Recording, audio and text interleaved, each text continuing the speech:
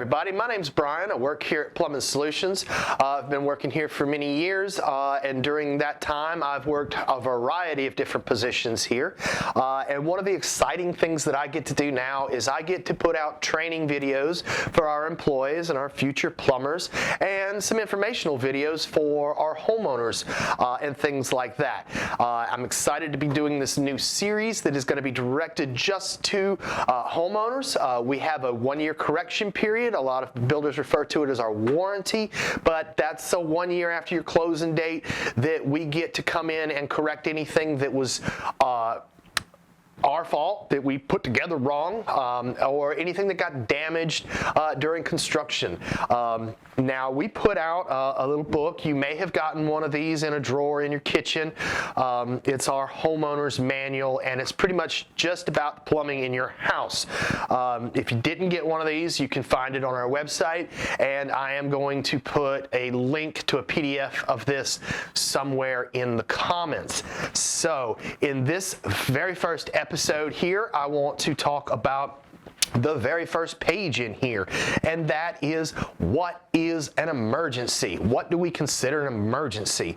Well, if you've got an active leak and it's like water pouring out your ceiling or something like that, something that's causing damage to your house, actively causing damage to your house, or you've got a sewer backup. Now, not necessarily just a clogged toilet, because toilets do clog, but if you've got a whole house backed up and you've got nasty stuff coming up in a tub downstairs or a shower or something like that, then that's a mainline backup, and that is an emergency. If there's a threat that is going to cause damage to your house, we do consider that an emergency.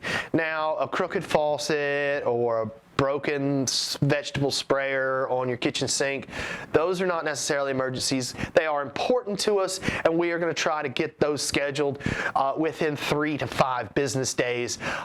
Whenever possible, we're going to try to get to them as fast as we possibly can. But emergencies, we're going to address immediately. We're going to try to get that isolated to where it's no longer causing damage to your home. We don't want that to happen. We don't want to have leaks in the first place, but sometimes we just can't avoid it. Things happen in construction. Now, one of the things that's kind of in the middle there, kind of a gray area, is no hot water. For some reason, your water heater has stopped working. Now, that's important to us, and we want to address that, but it's not really considered an emergency. We're going to handle stuff like that the next business day, or if you get the call in early in the morning, we're going to try to handle it that day if we possibly can.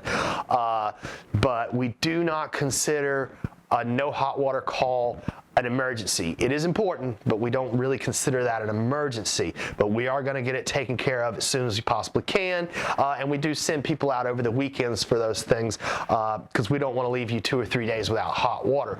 Now, if you've had a water line break in your front yard and the city's had to come out and shut you down, we're going to try to address that as an emergency as well. We're going to try to get there that day, get that water line repaired, because we want you to have water. That's a health and safety issue thing.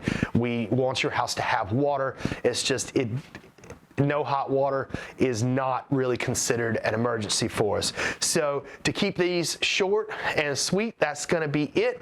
I'm going to be producing a lot of these based off of questions and stuff that we get from our homeowners a lot of times, like how to turn up water heaters and things, but I do want to keep them short. So thanks a lot, and stay tuned for my next ones.